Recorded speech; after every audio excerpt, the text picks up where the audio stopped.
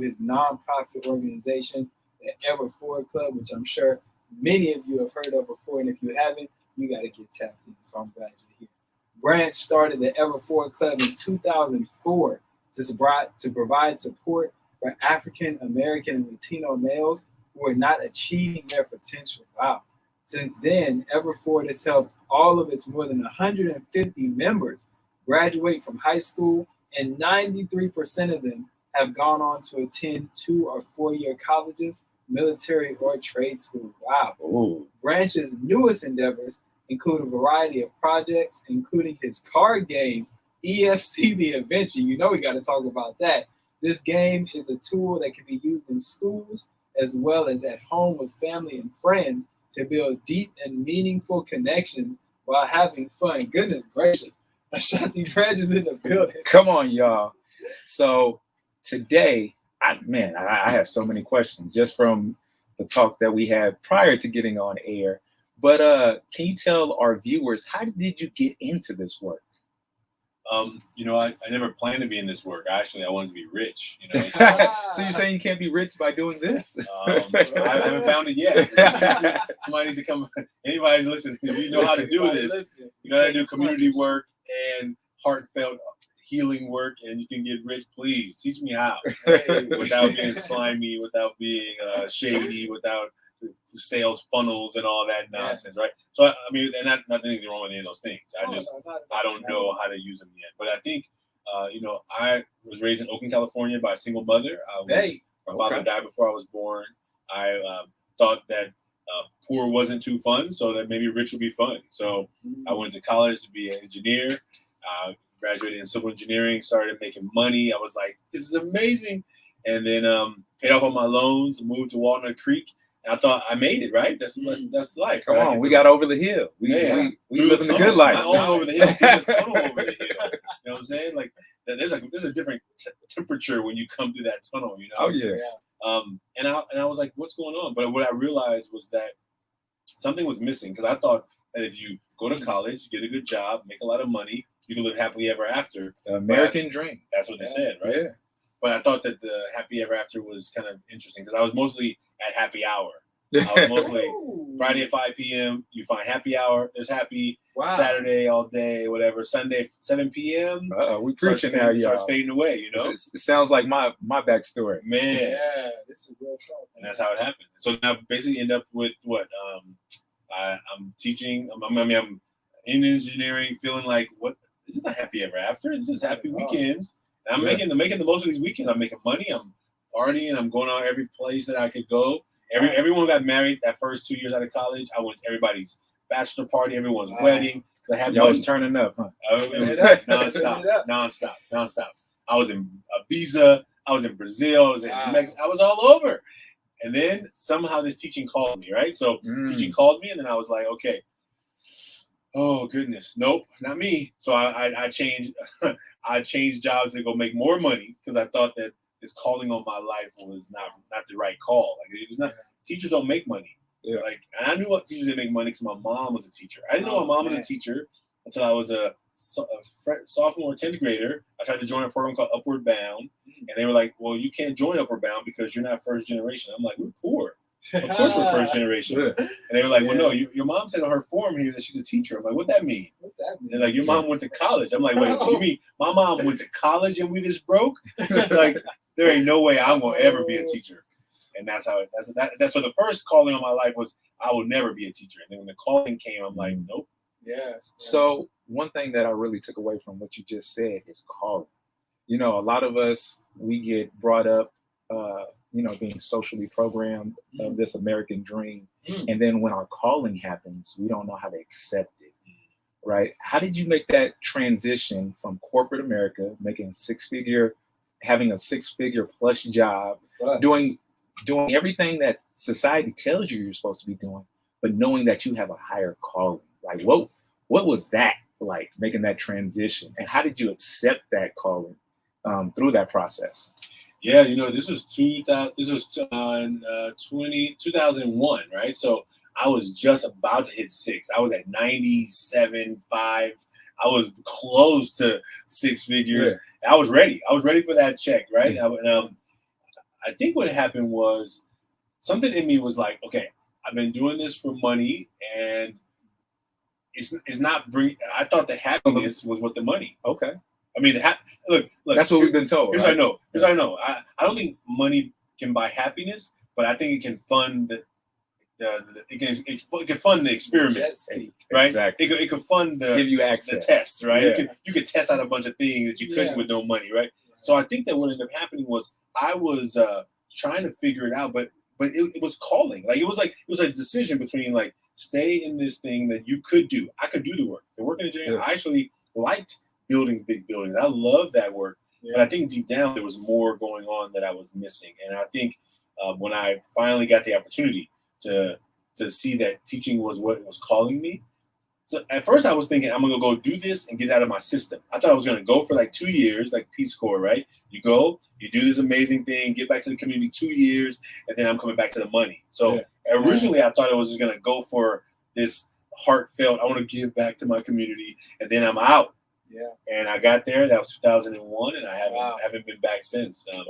Yeah, I think sometimes I was like my friends who are still in engineering, like when they get a new job, like I have a painful experience where I'm like, should I ask them how much money they're making now? Should I ask them? And I really want to know, and sometimes I don't want to know. I'm like, don't tell me. Or they get this new promotion, they're like senior VP of this and that. I'm like, oh man.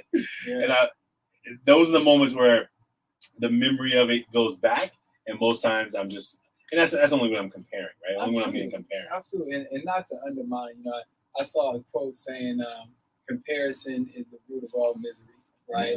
And what you're doing, I definitely don't want to undermine. Like, let's hop into that. Let's talk about what the Ever Forward Club is, what you're doing, how you're changing lives, because ultimately, that's so much bigger than money. You're literally saving lives, and not just any lives, but the lives of our youth who are the future. I want you to speak on that a little bit. What is the Ever Forward Club? How did this project, this organization come about? Yeah, I was a first-year teacher, so I went to teach. I started teaching in San Lorenzo, California. During my credential program, you teach in high school and then in middle school. And I thought when I taught at the high school, I taught at Havens Court, and I taught at San Lorenzo High. So I had a decision to make, like where I want to get a job. And I thought high school would be more my speed. Coming from engineering and a construction field, having a pretty, wild mouth. I thought middle schoolers I was too aggressive for them, right? I just realized that my energy level was a little too hot for I made so many middle schoolers cry, like on accident. Like I'm like, what did I say? I don't know what I said. I don't even know what I just said. But I was hot. I was hot. I was edgy. But what I realized was that as a first year teacher at San Lorenzo High School, I was doing a horrible job. Like I knew the math. I loved the kids. But what was I missing? Well, because I was there to teach math, I wasn't there to build relationships. And what I learned was that there are some students who, if they don't have a relationship with you, they're not doing nothing you say. If you don't like them, they don't like you, they think you don't like them, they're not doing any work for them. They will sabotage their own life, their own future, their own well-being, because they're thinking they're getting back at you and it really don't hurt you. But technically, they think that is going to hurt, right? And so what I learned was I needed to do something different with the young men in my program. I needed to, it was first me just saying to some students, you're so smart, but you're failing my class. Now, if I hadn't remembered me being a smart student but failing classes, now I didn't get any Fs. I got like Ds and C minuses because my mom didn't put up with no Fs. And D's would be rough. But I could talk my way around a D's, D plus or something. It was the teacher, Mom. He was tripping. He had to grade the assignments. Yeah. My mom always believed the teacher. Like, I was like, what's wrong with you? Like, I'm your son. How are you going to believe in these people? You lying, baby. I know. Man, that was horrible. Because teachers know teachers. They teacher talk, they start having some different coded language. I'm like, what are y'all saying now? And they're like, Ashanti, you're in trouble when you get home. I'm like, what the heck are you talking about? So I hated my mom going back to school night or teacher night, whatever thing. I'm keeping my mom away from the school. So every flyer got lost. Every flyer, all of them. But what I realized was that as a teacher, I'm like, why are you so smart, but you're failing? Well, because in front of their friends, they had to be cool. And at the school I was at, cool is not equal to smart. And if you want to be cool and you can't be smart, then you got to follow along with what the rules of the community or your homies do. So I realized that, this is what they're doing. Because I used to do it too. Now, luckily, I got my act together by 9th grade. They were in 9th grade, and they didn't realize that they were about to sabotage their whole, their potentially their life, right? Because so I said, look, I'll buy you lunch once a week. In exchange for lunch, I want you to teach me to be a better teacher. Like, let me figure this out. Like, so you created a business for him. I created a Let's rewind that really. I know we got some teachers who are tapped into this right now. I know we got some parents, some mentors, and people in leadership positions, especially over the youth. I would like you to say that one more time. What did you do for these students, and what did you offer to them? I said, look, I'll buy you lunch once a week. In exchange for lunch, I want you to teach me to be a better teacher. Wow. Because what I learned from them, and not only that, it's really good to have conversation over food. I learned that also it was like, if I want them to come to something, I got to make it worth their while. If you hate school, let's say you hate high school, to be like, hey, I want you to join a club where I'm going to help you get to college. That is not the way it's going to work. Because why would you go to a club to get you to do more school when you don't even want to do the basic school that you got to do for free? Man, you know, so free game. So there was no way for me to like invite them to come to do something where I was like, it was not going to be an equal exchange. So I'm like, okay, in exchange for lunch, you provide knowledge. Like I'm not coming with all the knowledge. You're coming with the knowledge because somehow as a teacher, I'm missing reaching you, but you're capable. You're capable. Show me how to bridge the gap. That's right. That's right. Show me, show me how to bridge the gap. Time out. This is an incredible conversation. I'm gonna remind y'all, you are tuned in to KGPC 96.9. Follow us online. Listen to past episodes. Catch us every Friday, 8 p.m. KGPC 96.9 FM, and also follow us at ach.show on social media, specifically Instagram. Tap in with us for even more great inspiration and motivation and information just like this. But getting back to it, Brother Ashanti. Let's go. What I want to highlight is that was so freaking impactful.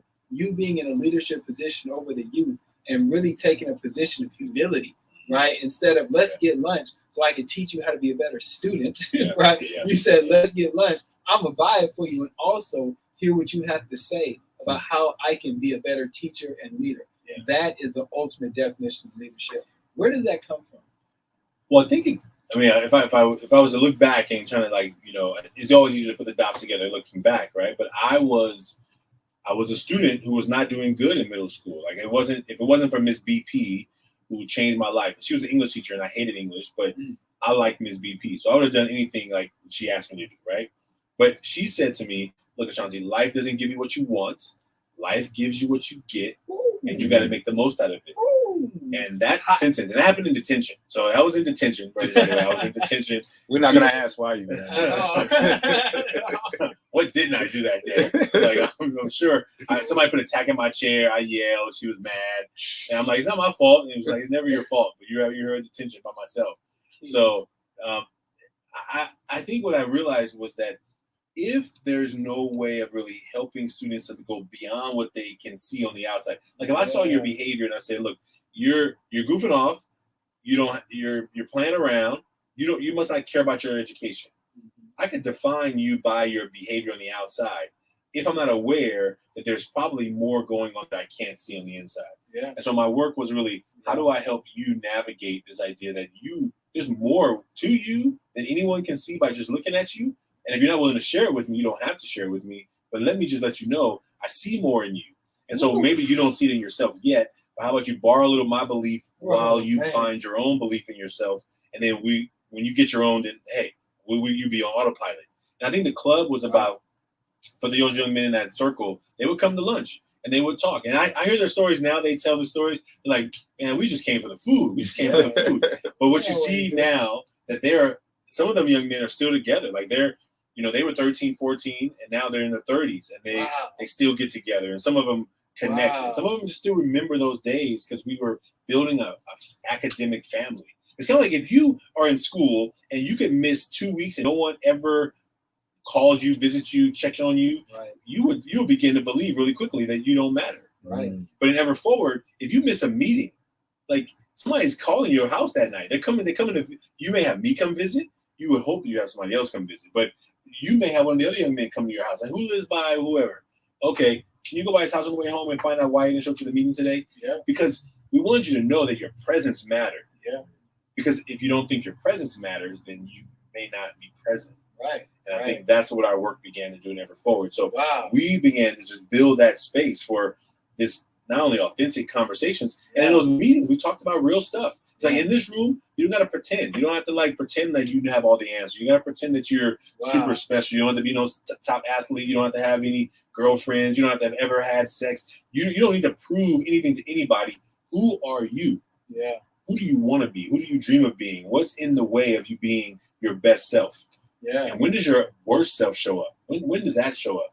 That's worth so much more than money. Well, one thing that I found is that poverty is an identity, right? Poverty is a mindset way more than it is what we feel is a lack of, right? A lack of resources, because we project this mental reality onto our physical reality, right? So what you're doing, changing people's mindset, raising their identity, helping them to build character and be productive, fulfilling members of society, that's freaking powerful, right? And here's what I want to ask you, honest question.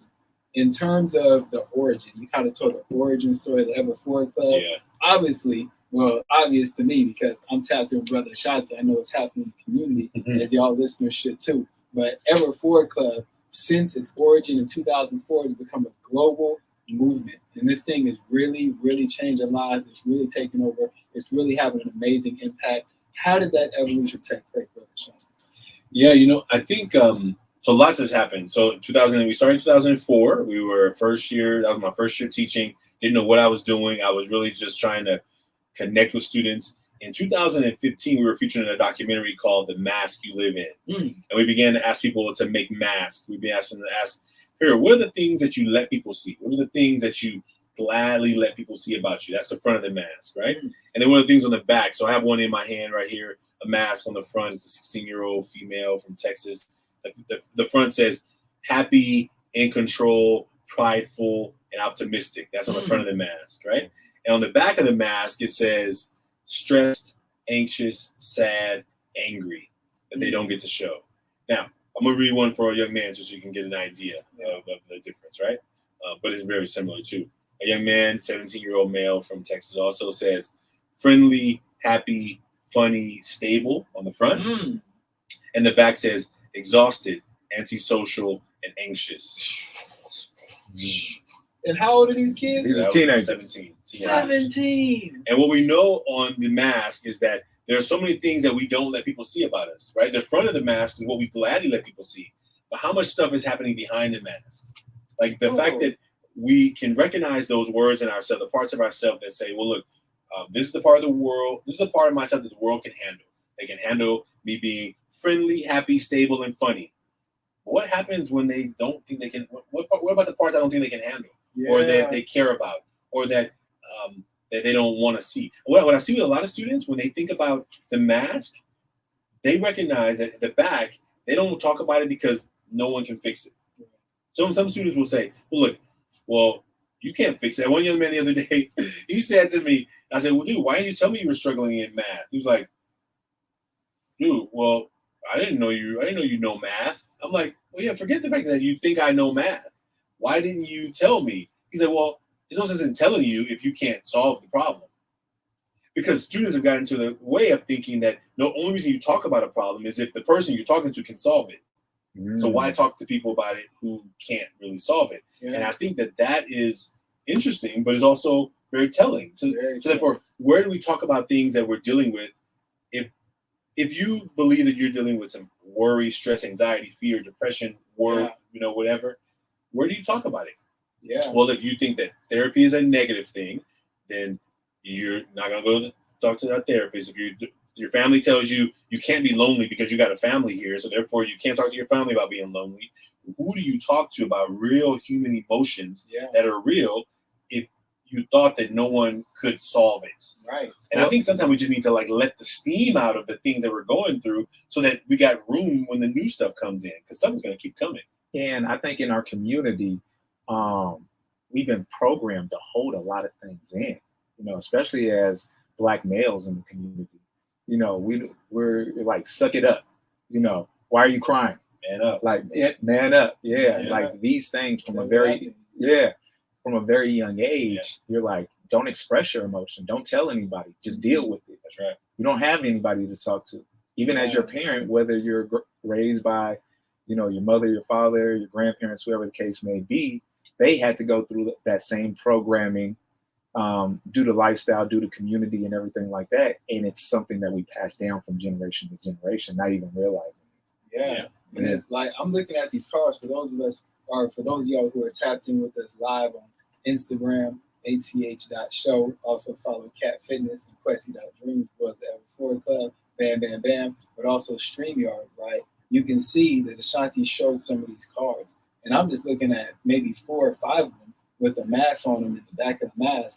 And I see anxious and exhausted and some variation of sad or uncertainty on all of these cards. And these are males and females between the ages of 16 and 17 years young, right? And this is powerful because it makes me think, what is happening in our society where a 17-year-old can say they're exhausted? Like, this is the most energy they'll ever have in their life, at least physically, right? What is happening to our youth where they can process and understand and vocalize the fact that they feel anxious?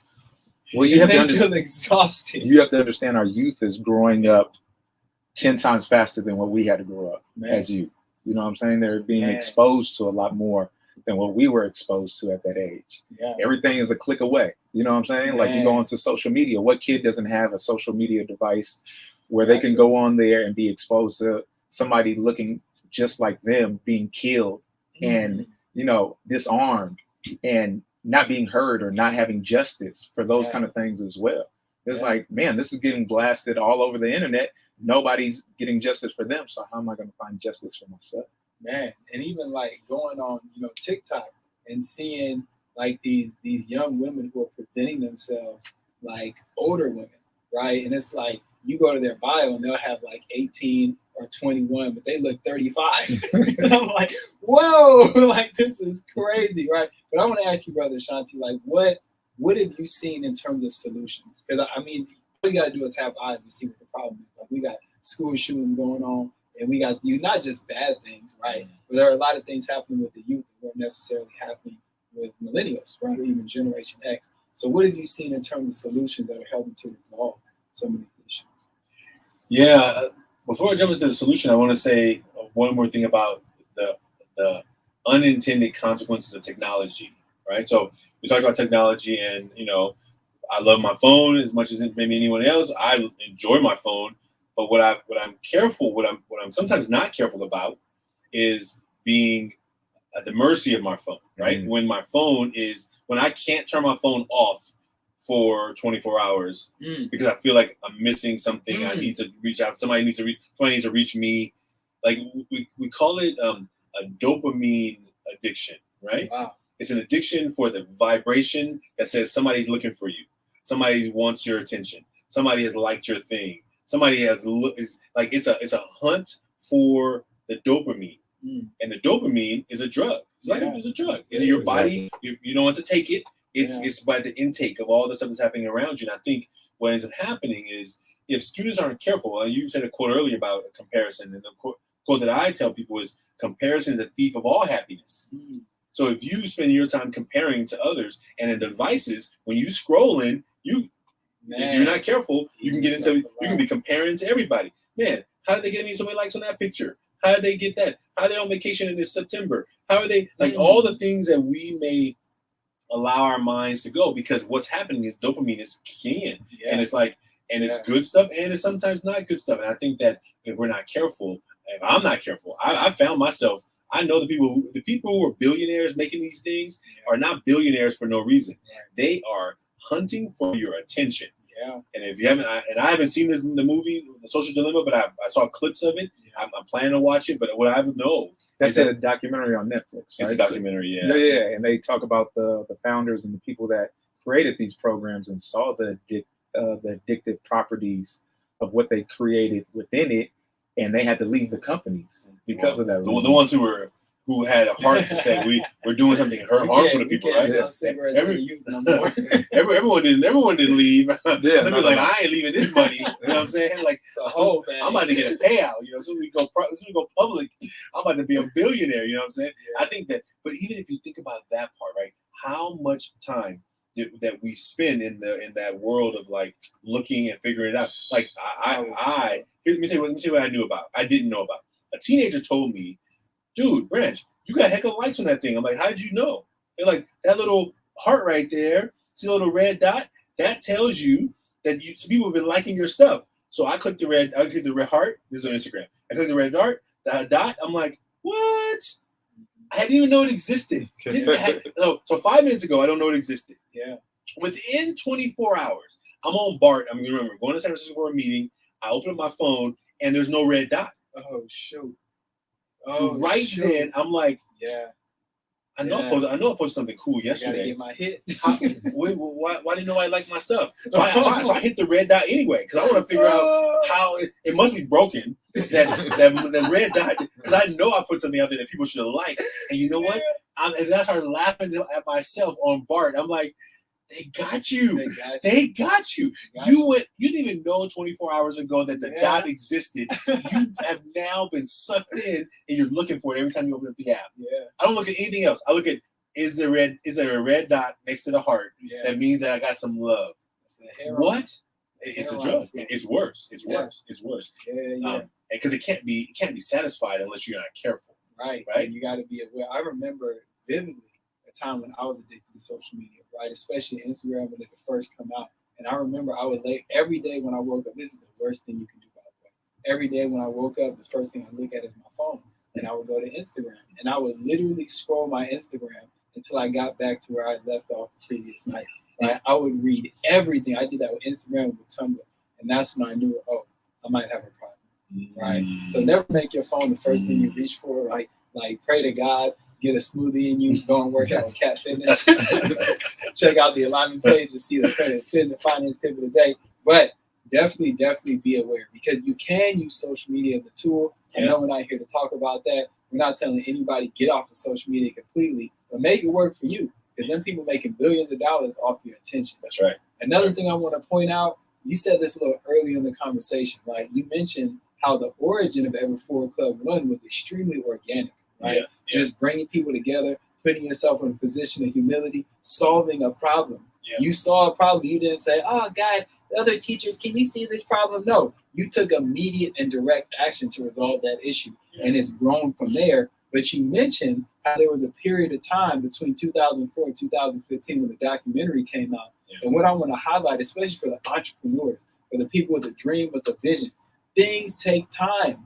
That was a 9-year, actually 11-year period between the origin of the Ever Forward Club and then this documentary coming out that really put them on the map, right? And I want to ask you, what kept you locked in for that period of time, focused on the vision and continuing to press forward? Yeah, that's a great question. Many times on this journey, I have felt like it's not going fast enough. I work because you see the potential of it. I see the potential of it, and I see the need. Yeah, there's an evident need in our community for our jails are full of men. 94% of people incarcerated are men. Ooh. I don't think men are that much badder than anybody else. But here's what I know. I know that men, if you don't deal with those emotions in a healthy way, it's coming out sideways. Yeah. If you don't deal with your feelings and your, I think we shut each other down from being able to show our feelings because what we used to say, 10 years ago, oh, no homo, right? We don't say that much anymore, but we used to say that a lot, right? That was like, oh no, if I say anything, all you do is nice shoes, no homo. I can compliment you only if I make sure you know that I'm not gay. And what I'm not gay, nothing like right? That. I like your shoes. Oh, dude, you working out, aren't you? Right? But why can't we just give each other a compliment and be like, that's what feels good to do? Yeah. And what happens is, I think not only just with the phraseology that we use, but also the intent, how we do it. Why can't we have deep, connected, intimate relationships with other men that are not sexual? Why is there a problem with men being able to have friends? Yeah, you learn it young. We learn it young. I learned it young. I have a parent of a 7-year-old, a second grader, who was having lunch with his best friend. They have lunch every day. This is when schools were back in session, 2019. She came to see the documentary, and she said, "Look, how do I?" My son came home the other day, and he asked me, "Mom, what is gay?" And she was like, huh, what are you talking about? Like, why are you, like, you know, second grader, like, why are you asking that question? Yeah, like, what does it mean? 7. Well, because a bigger kid at the school came over and watched him and his friends sharing lunch, having lunch together. And the bigger boy at the elementary school said, you two are gay. Ooh, wow. So second grader is already now having to like figure out what that means. He don't even know what it means, you know? His mom was like, how do I keep my boy loving and caring and not have to take away his ability to have a best friend because now I'm worried about him getting targeted or beat up or having fights or having to defend just having lunch with your friend. I think that we, all the time that I think in Ever Forward that we have tried to do is those 11 years before the documentary came out, I just felt like it's working for the ones who are getting it. So let's keep working with the willing. Like, I wanted it to grow. I wanted it to be nationwide. I wanted it to be global. I wanted to do amazing things. And I felt like my job was to just continue following one step in front of the other. Like I was at a full-time job. So I was doing it on weekends, holidays, you know, after school. Like I didn't have any more time in my life to put into it because I was using all my time. And I think that what I really began to understand around the journey of entrepreneurship, but also in social entrepreneurship, when you're trying to save the community, when you're in this nonprofit industrial complex where you're competing against others for grants and for funding, and where the unhealthy behaviors come out, where, you know, like we live in the Bay Area, there is an abundance of resources, but people don't operate like there's an abundance. So if there's a grant, people won't even tell you that there's a grant coming out because they don't want to mess up their chances to get it. Competition. Now, what? Like when I see a grant, I'm sharing it usually. I'm like, hey, I heard about this grant. Hey, maybe we can partner. And I think that one of the things I got excited. Because here's what I know about the nonprofit industrial complex. I'm in it, and it's almost like I'm a hunter. And if I'm not out hunting for funding and resources, then my organization dies. And well, here's what I'm clear about that I told myself as an organizational leader is that we as an organization, as much as we need these grants to be able to do things, we're never going to be at the mercy of a grant.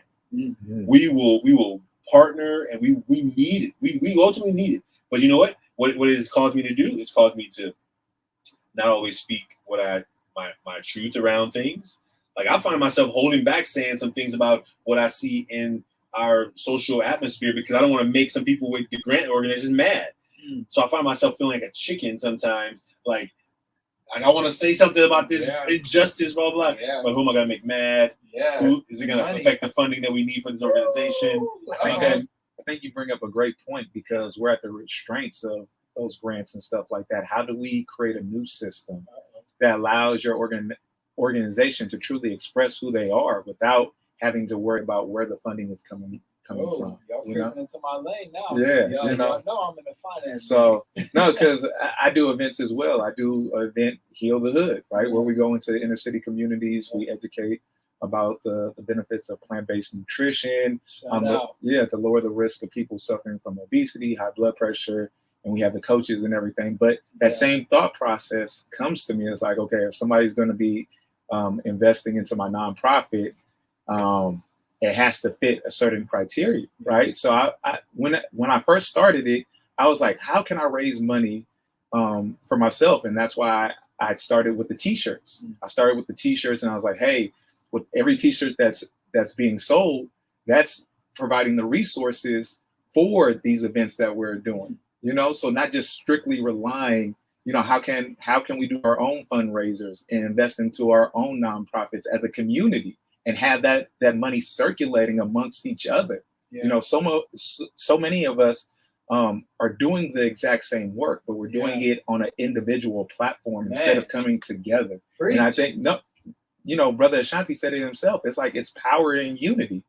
You know, as nonprofit organizations, let's come together and have this money circulating through our community so we can continue to fund each other so we don't feel like we have to step on the toes of other people and looking for handouts, essentially. You know? Pass the cat. Before we continue, KGPC 96.9 FM, we are bringing it to you live We have an amazing guest in the studio, as we do every single week. This is freaking incredible. Tap in with us at ach.show on Instagram. Tap in with us live every single Thursday. You know we're bringing it. You know where to find us. But, Brother Ashanti, getting back to this conversation, you said something really, really powerful about the nonprofit industrial complex. We got to bring you back for another episode to talk specifically about that. But what I do want to highlight is a little bit earlier in the conversation, right? Kat had asked you, because we were talking about the vision, and if you always saw the vision of what the Ever Forward Club has become, and we got to get into that. Because I really want people to understand what this movement is and how many lives it's impacting on a global scale, right? This ain't just taking some high schools out to lunch no more. Right. We talking about changing lives, changing legacies, changing destinies, right? Right. But you mentioned something early in the conversation. Kat asked you, did you see the vision, right? Yeah. And you said, I still see the vision, right? Meaning that you have an even bigger plan, an even bigger agenda for what the Ever Forward Club is going to accomplish. So I'd like you to talk about, what are y'all up to right now? What are y'all doing now? How are you still changing lives? Yeah, thank you for that. Thanks for bringing that question back. When I say it, I still see it. Like I thought we would already have 20 employees and we would already have a building where we're office and we would.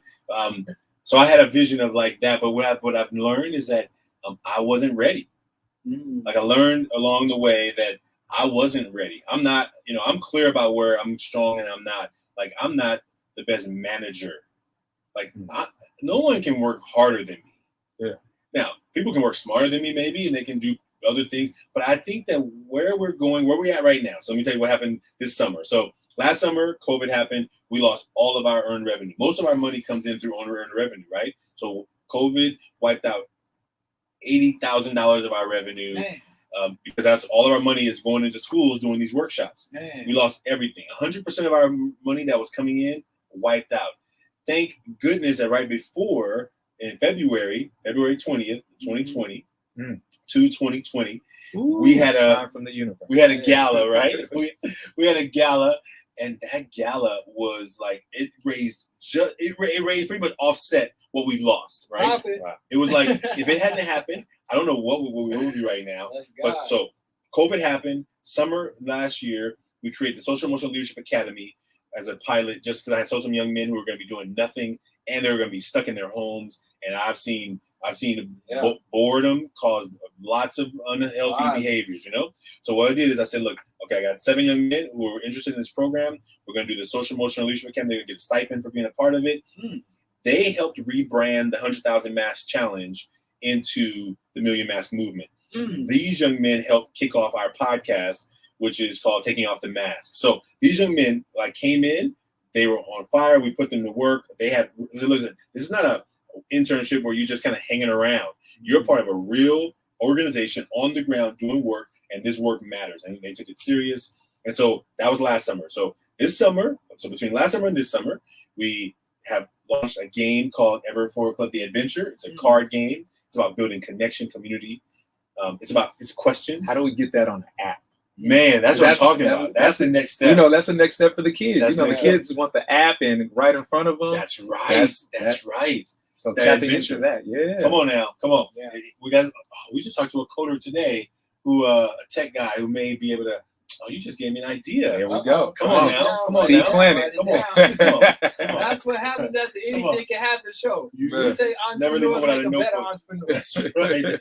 I heard never is ready to trust a short pencil to a long memory any day. So always got a notebook. So anyway, we basically create this game to help educators. Originally it was about me thinking about how do I leave a legacy. The question came about where someone said, Shanti, how are you gonna how is Ever Forward gonna live after you? And I'm like, well, it has to. All I'm doing is creating spaces for young people to talk about what they're going through. Why wouldn't it leave on after me, And what I realized from that question from educators, because I've been doing this so long that I'm deeply intertwined in the work. It is you. What I realized was that I needed to find some way to live create long systems. beyond me, which create is systems in the background that people can That's right. people can follow. That's right. So when you're not here, they have the format, they have the blueprint that you created over the last 20 years. That's right. Yeah, That's yes, exactly sir. right. Yeah. So the game was a part of that. Like all what we do in our meetings,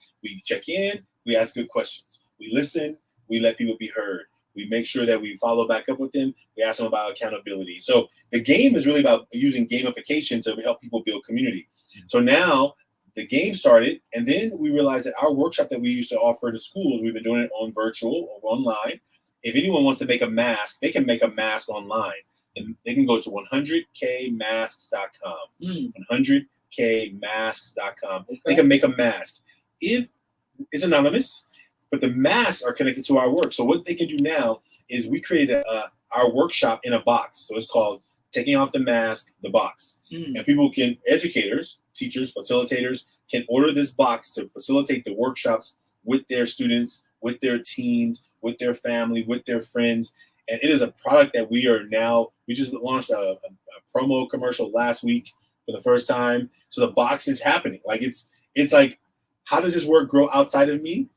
Where people can order a box while I'm sleeping, and they will get the resources in their office, and they will deliver this tool with fidelity if they do it, because we didn't just create a product to sell. Like I've been doing this work for 5 years, and the Million Mask Movement we've been giving away for free. We've given away over 180,000 of these. Wow. For free. Like we funded it. Like so now that we are now creating a product where people can like not only use this tool for deep growth, we realize that it's time for us as an organization to build out that system, to build out the business part. And that's the hardest part, because I started this trying to figure out how do I just help these students, but now we're trying to figure out how do we help them. So one of the things that we're going to be doing is we're going to be hiring students to help create content around these issues that students are talking about on the back, right? So if students are interested in like being, if they're interested in social media, they're interested in film, like there's going to be teens. So like if you go to a school and a lot of students are saying anxious, sad, depressed, who's talking to those kids once they've made these masks? Well, what we're going to be creating is content with other teens talking about, hey, have you been feeling anxious? Been feeling depressed? My goodness. And that content is going to then grow to let young people, they get paid. They're going to be actors and actresses. They're going to be content creators. They're going to be a part of these resources that are going to help other young people not do it alone. And so what we're trying to figure out is, as an organization, how do we continue? I want students to see how their talent can pay them. Yeah. That they don't have to go out and sell their self to the lowest bidder because they want to feel worthy, but they can go out and create for themselves. or whatever bidders they're looking for. I think the ultimate goal is like what I see oftentimes, and I think in my community, we're out hustling for the things, right? I need to get these new shoes, these new kicks, these new things. But look, how about you make a investment in yourself too? Hey, have whatever you want. The things you like and you think are important, but ask yourself, how important are they, right? And I think that's part of our work. So I'm excited about this next phase because the game is out, the box is out, our team is growing. Like we have our first hire coming in 2 weeks. Wow. Our office is busting at the seams right now. We're like, it's in that phase where you're like, oh man. And in this moment, sometimes it gets a little scary, right? Because now some of the dream is actually coming into play. Some of the dream is actually like showing up, and then it's like you're seeing it actually manifest before your eyes. Oh, it's happening. It's happening. And sometimes I'm like, oh man, am I ready? Yeah. This is what you've been asking for, Ashanti. I've been asking. I've been praying for this, and I think that now it's like, I don't know how they navigate doubt. There's an old audio. I think it was by somebody, Dale Nightingale, or John Paul Meyer, JP. Somebody. The audio was called. I used to be in this multi-level marketing world. They do a lot of professional development or whatever, personal development, and it was like, who motivates the motivator? Like who parents the parent? Yeah. When you're a parent, if you're dealing with stuff in your life, who helps you? Who do you go to? Yeah. If you're the boss and you run an organization, who do you go to when you're struggling? And I think that there's no shortage of need for mentoring on all levels, not only as the adults, as the young people. I think that, I've learned that I had an older black man ask me one day, I didn't even know what coaching was back then, but I think he was, talking to me about coaching or whatever. And in our first conversation, the first 5 minutes, he was like, he said, Ashanti, how heavy is that crown on your head? Like, what? What are you talking about? What do you? I didn't get it. Yeah. I didn't get it. How heavy is that crown on your head? And I'm like, I ain't got no crown on my head. He's like, oh no? Why do you not think that you have a crown on your head? I said, well, in order to think I have a crown, it must mean I think I'm special. Because who wears a crown unless you think you're special, or unless you're told that you're special? And when I started saying the words back of why I didn't even identify with that phrase, is because I don't often think about myself as what the bio says. Yeah. When people read my bio, I sometimes feel awkward because that's the highlight reel. Yeah, because that's what you're living. You know what I'm saying? Well, it's all the positive, good stuff. Yeah. But exactly. at the end of the day, I'm seeing like, oh, I got a ticket on the car, I got a thing I got all these other stuff that's happening. Exactly. And I think that in the journey of Ever Forward has been me just taking one step at a time. And so that's what I get to do every day. That's freaking phenomenal. I can't say enough how incredible what y'all are, what y'all doing is. And believe it or not, we have almost come up on our hour. So we definitely need a second episode. Yeah, definitely, Ashanti. I know we're gonna make it happen. But the last question I want to ask you: is there a special person in your life you want to give a shout out to? Anybody that you're gonna create some little Ashantis with to create that generational pass down? No pressure. No pressure, brother. No pressure. To talk to anybody you want to give a shout out to? That's an area of my life that's pretty. It doesn't exist right now, and I think about that a lot. I think about that a lot. I think about legacy. I think, like at the end of me, my family tree ends, right? So I mean, except for my brother's, his leg, right? But at the end of me, and I've only known the Branch side of my family over the last 8 years. So thinking about legacy has never been a thing I thought about, but now that I think about it, not yet, and I question that. I started raising kids at 7 years old. I don't really. That sounds like a lot of work, and I don't. I mean, it's just like I enjoy my freedom. Yeah. So it's a question between me wanting to have a legacy and have a child and that lives on past me, but also knowing that at 7 years old I was diapers, bottle, formula, chain, and I don't want to do it. So it's a hard battle right now. That's completely fair. So for our viewers that want to get involved with Ever Forward, where can they find you? Where can they reach you? If they want you to come speak at an event or whatever the case may be, can you give them all that information right now? Yeah, we're pretty simple out there. You can find us on all platforms at Ever Forward Club, and you can find me at Branch Speaks. So social media all over, website Ever Forward Club and Branch Speaks, and we look forward to hearing from you. We invite you to play that game. Go make a mask. You can make a mask anonymously and free, and you can see people all over. There were over 50,000 people from more than 30 countries have made masks. So we invite you to do that. That's powerful. Extremely. Thank you so much for joining us, Ashanti. You are tapped in with the Anything Can Happen show on KGPC 96.9 FM. Catch us online, kgpc96.9.org. And also follow us online, ach.show. Tap in with the Ever Forward Club. But Brother Cat, yes, as we wrap this thing up, where can the people find you? Yeah, you can find me on IG at CatFitness3, on Facebook at CatFitness, and check out my website. It's www.catfitnesswellnesscenter.com. For those that are looking to take their health to a more holistic lifestyle, mind, body, and spirit. That's what I specialize in: weight loss, mindset, the whole nine. So tap in with your boy. Amen. You can find me, Kwesi Dreams. That's at Kwesi.dreams, at KWESI.dreams on Instagram. Also, follow our business page for any and all things finance. We offer complimentary consultations, so no excuse to reach out so you can level up. At Alignment Agency on Instagram and Alignment Agency on Facebook. That's all we got for today, y'all. All right, y'all. We'll see you next week. Enjoy the rest of your day. Peace out.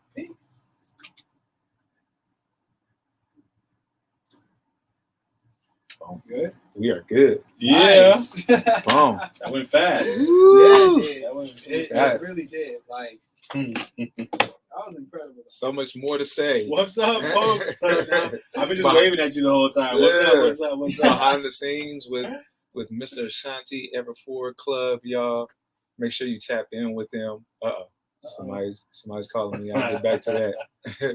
Ever Forward Club, y'all. He's doing amazing work out here in the Bay Area and around the world. So if you're inspired by his message, please tap in, reach out to him.